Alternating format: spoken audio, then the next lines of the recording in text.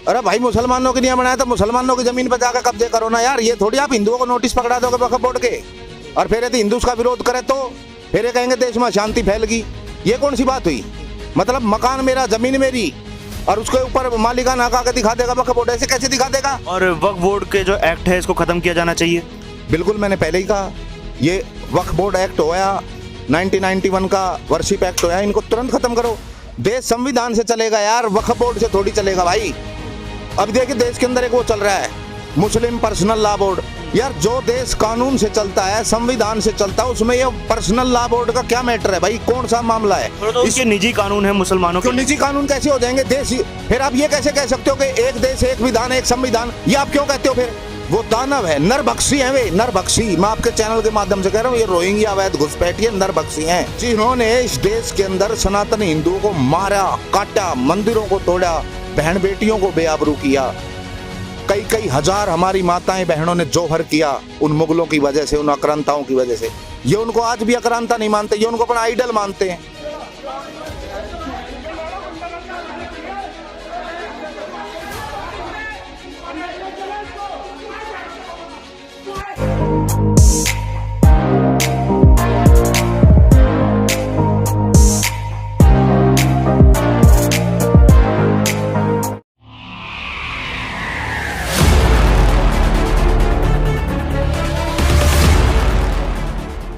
नमस्कार, मैं आयुष शर्मा और आप देख रहे हैं Swaraj media network. Delhi Waqf board, अगर आप जानते हो कि वक्फ बोर्ड एक ऐसी संस्था है जो आपकी ज़मीन पर अपना मालिकाना अधिकार कभी भी और किसी भी वक्त दिखा सकती है, चाहे वो आपका घर हो, आपकी दुकान हो, आपका दफ्तर हो, या फिर इस वक्त जिस जगह पर हम खड़े हैं यही ज़मीन क्यों ना हो। ये सारी ज़मीन पर वक्फ बोर्ड कभी भी अपना मालिकाना हक जता सकता है। इसको लेकर पूरे देश भर में सियासत भी तेज़ हो चुकी है और राजनीतिक गर्मा गर्मी भी काफ़ी ज़्यादा बढ़ चुकी है। कुछ लोगों के साथ जुड़ते हैं और उनकी क्या राय है जानते हैं। सर, क्या नाम है आपका? मेरा नाम भाई साहब राम त्यागी है। आपका बहुत बहुत स्वागत है हमारे चैनल पर। हम आपकी राय जानना चाहते हैं कि वक्फ बोर्ड के बारे में आप क्या सोचते हैं?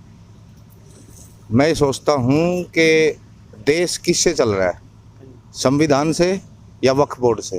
संविधान से। यदि देश संविधान से चल रहा है तो फिर देश में वक्फ बोर्ड का क्या साम्राज्य है? कौन सी नीति के तहत वक्फ बोर्ड किसी भी की भी ज़मीन पे जा करके ये कह सकता है कि भाई ये हमारी ज़मीन है, वक्फ बोर्ड की ज़मीन है?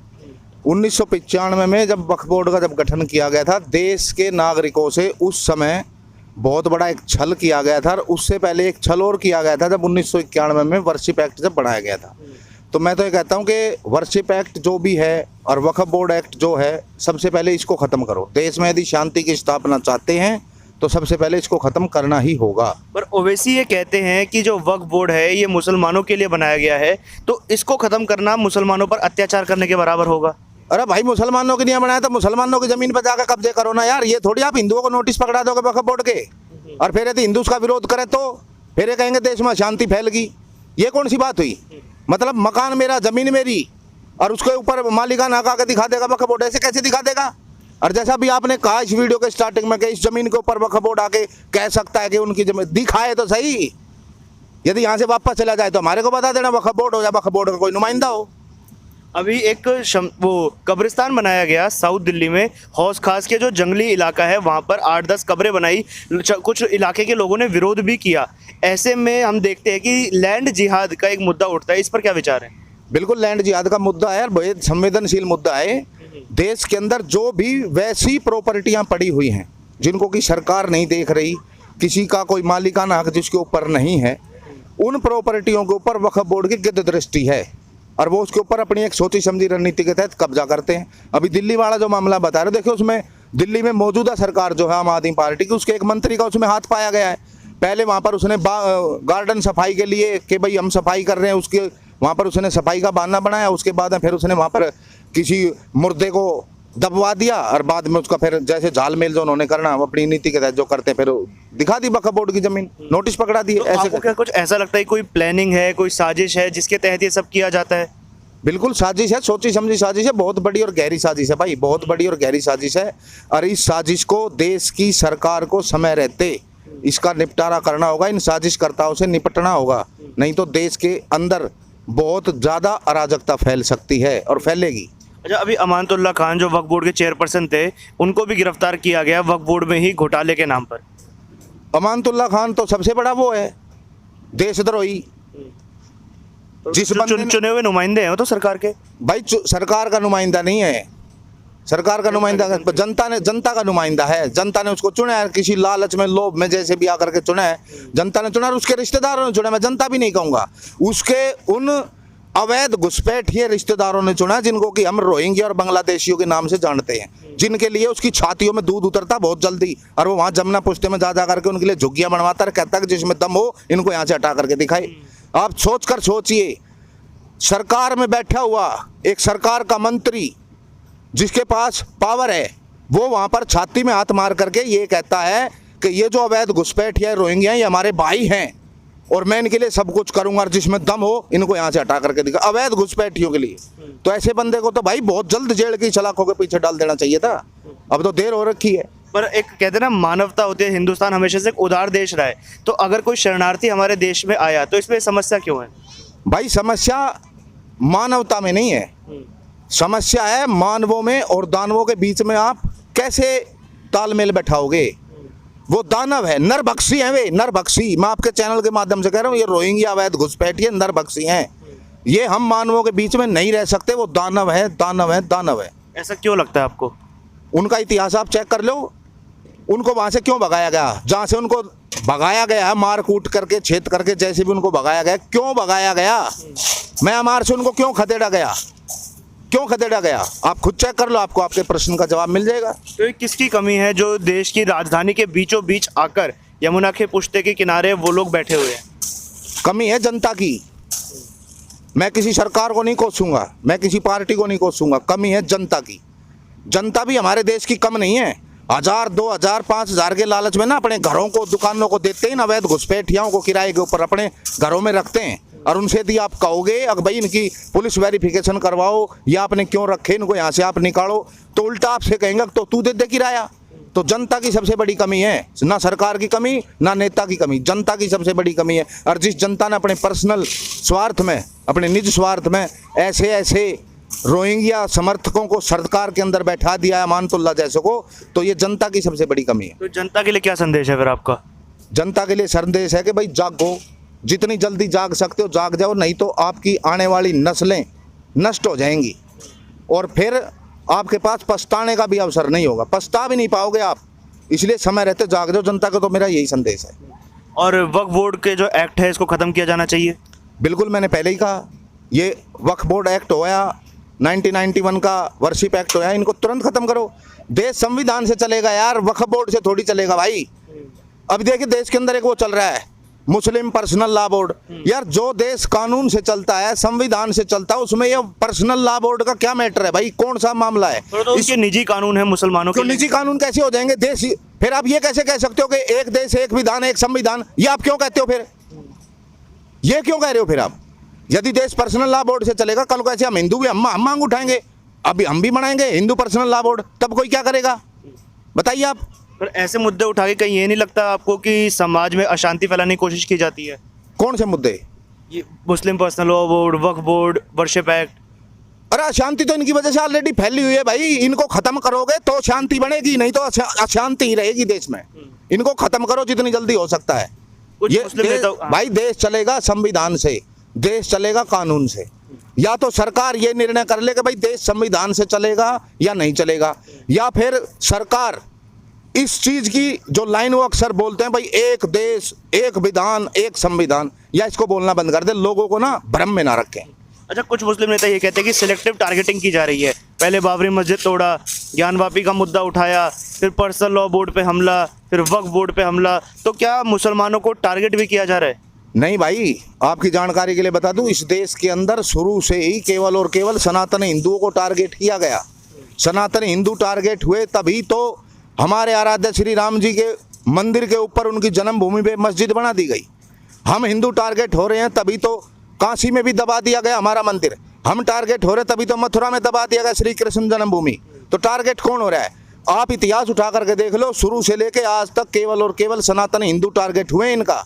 ये तो टारगेट कभी हुए ही नहीं। अब तो यदि देखिए जैसे गांव देहात में आपने देखा हो, जैसे कोई परिवार कमजोर रहता तो उसको अड़ोसी पड़ोसी दबा लेते हैं। जब समय करवट लेता है और उसकी आने वाली संतानें इतनी बलिष्ठ इतनी बलवान हो जाएं कि भाई वो अपना हिसाब किताब लेना शुरू कर दें, वो पड़ोसियों से कहें कि भाई ये भी हमारी थी अब इसको तुम वापस करो, ये ज़मीन हमारी थी ये मकान हमारा था इसको अब तुम वापस करो, तो आप ये थोड़ी कह दोगे भाई पड़ोसी टारगेट कर दे, वो तो अपनी छीनी हुई चीज़ को वापस ले रहे हैं, टारगेट थोड़ी कर रहे हैं। लेकिन अब जो पहले मंदिर तोड़े गए थे वो मुगलों ने तोड़े थे, आक्रांता थे उन्होंने तोड़े। आज के समय में क्या मुसलमानों से उनकी पहले की बनी हुई मस्जिद छीनना सही है? आप एक काम करो, आप किसी भी मुस्लिम से ये लिखवा के ले आना कि भाई मुगल आक्रांता थे, तो मैं आपकी बात का समर्थन कर दूंगा। मैं कह दूंगा भाई हाँ भाई ठीक है, वो जो पहले उन्होंने जो कर दिया वो ठीक है, अभी इनको तसल्ली से रहने दो। ये उनको मानते ही नहीं कि वो आक्रांता थे। अरे जिन्होंने इस देश के अंदर सनातन हिंदुओं को मारा काटा, मंदिरों को तोड़ा, बहन बेटियों को बेआबरू किया, कई कई हजार हमारी माताएं बहनों ने जोहर किया उन मुगलों की वजह से, उन आक्रांताओं की वजह से, ये उनको आज भी आक्रांता नहीं मानते, ये उनको अपना आइडल मानते हैं। ये आज भी नाम रख रहे हैं तैमूर और औरंगजेब। बताइए यदि इनको इतनी उनसे नफरत है तो क्यों नाम रखते हैं ऐसा? तो आपको क्या लगता है वक्फ बोर्ड का जो एक्ट है वो खत्म कर देना चाहिए? भाई मैंने तो एक बेर का वाले से 10 बेर का वाले, मैं तो यही कहूँगा 1991 का वर्शिप एक्ट, 1995 का वक्फ बोर्ड एक्ट, ये सारी चीज़ खत्म होनी चाहिए। पर्सनल लॉ बोर्ड जिस भी किसी ने अपने बना रखे घर की दुकान, इनको बंद करो, ताले मारो, नहीं तो देश में अराजकता फैलेगी फैलेगी। यदि देश में शांति की स्थापना चाहते हैं तो देश को केवल और केवल एक विधान एक संविधान से केवल बोल कर नहीं, चला करके दिखाइए। और क्या आम आदमी पार्टी अमानतुल्लाह खान को पार्टी से निकाले, निष्कासित करे, ऐसी कोई मांग है? भाई मांग तो मैं कर दूं लेकिन वो करेंगे नहीं उसको निष्कासित। ऐसा क्यों लगता है आपको? उनके रिश्तेदार हैं, उनका वोट बैंक है, उनका वोट बैंक खिसक जाएगा। यही अमानतुल्लाह खान है, जब 2019 में जब चुनाव हुए थे तो उसके बाद जब दिल्ली में जब दंगे हुए, यही अमानतुल्लाह खान है दिल्ली के मुख्यमंत्री अरविंद केजरीवाल के घर के बाहर जा करके लाइव वीडियो थी फेसबुक पे, गालियां दे रहा था माँ की और बहन की, बैंकर। ठीक, अरविंद केजरीवाल मुख्यमंत्री होते हुए उसको तू तक नहीं कह सके। तू क्या होता है? तो आपको क्या लगता है वो उसको पार्टी से निष्कासित कर दें? कभी नहीं करेंगे, लिख के देता हूँ। मतलब आपको लगता है खास आदमी है अरविंद केजरीवाल, क्या उनका वोट बैंक सीधा हो रहा है वहाँ पे? बिल्कुल भाई, खास भी है और इस खास का उनको डर भी है। डर इस खास से भी है और डर इस खास के वोट बैंक से भी है। दिल्ली के मुख्यमंत्री को डर है एक एमएलए से? बिल्कुल डरता है। मैं कह रहा हूँ केजरीवाल अमानतुल्लाह खान से डरता है। बताइए, लाइव वीडियो मैंने खुद अपनी आंखों से देखी है। अमानतुल्लाह खान ने लाइव वीडियो बनाई थी दिल्ली में जब दंगे हुए थे, तब की केजरीवाल के घर के बाहर खड़ा होकर के जोर जोर से गालियां दे रहा था वो मार बहन की केजरीवाल को। केजरीवाल ने जब चू नहीं की, अब तो क्या करेगा? सर, एंटी करप्शन ब्यूरो ने अभी अमानतुल्लाह खान को गिरफ्तार भी किया, इस गिरफ्तारी पर क्या कहना है आपका? केवल गिरफ्तार ना करे, उसको उसके दुष्कर्मों का दंड दे। गिरफ्तार करना इतना आसानी से नहीं हुआ। जो एसीबी की जो टीम वहां गई थी उनको गिरफ्तार करने के लिए, अमानतुल्लाह खान के रिश्तेदारों ने एसीबी के जो अधिकारी थे उनके साथ मारपीट की है और उनको भी एक दूसरे को ये कह रहे, बोले इसका पिस्टल छीन लो, पिस्टल। एसीबी के अधिकारी का पिस्टल छीनने की बात करते, वीडियो वायरल है वो। तो उनके साथ मारपीट की है भद्रता की। तो अमानतुल्लाह खान के साथ साथ में वे जो रिश्तेदार है ना, जो उस वीडियो में भी दिख रहे होंगे, सबको लपेटो और इनको इनके कुकर्मों का दंड दो, कठोर से कठोर। जब तक दंड नहीं मिलेगा ये नहीं सुधरने वाले भाई। भय भी न हो न प्रीति। तो जिनको आप बार बार अमानतुल्लाह खान का रिश्तेदार कह रहे हैं, क्या ये रोहिंग्या मुसलमानों की तरफ टारगेटिंग है? भाई वे भी उसके रिश्तेदार है, जो इसके आसपास रह रहे वे भी इसके रिश्तेदार है। मैं तो रिश्तेदार इसलिए बोलता हूँ क्योंकि मैंने घोषणा ना करी हो। अमानतुल्लाह खान ने कई वीडियोज में लाइव आके खुद अपने मुंह से कहा है कि ये मेरे भाई हैं, ये मेरे बंधु हैं, ये मेरे मित्र हैं, ये मेरे दोस्त हैं, ये मेरे रिश्तेदार हैं। उसने खुद कही है। तो जब से उसने कही है मैं तो तब से कहने लगा ना, मैं क्या जानूँ अमानतुल्लाह कौन है। उसने खुद अपने मुंह तक कही है भाई मेरे रिश्तेदार हैं, तो हमने उसके रिश्तेदार कहनी शुरू कर दी। और उसके रिश्तेदार हैं भाई, उसको अपने रिश्तेदारों की इतनी चिंता है कि वो बांग्लादेशियों और रोहिंग्याओं के लिए भी इतना तड़पता फिरता है। और रोना तो इस बात का है, हमारे देश में हमारी सरकार हमारे आंसू नहीं देख पा रही, लेकिन उसको अवैध घुसपैठियों तक के आंसू दिख जाते हैं। तो सरकार ऐसे राष्ट्र विरोधियों को जब तक कठोर से कठोर दंड नहीं देगी तब तक भाई सुधार नहीं होने वाला। आप एक को 2 दिन के लिए हवालात में डाल दोगे, तब तक 2 दिन में 4 और बनकर तैयार हो जाएंगे।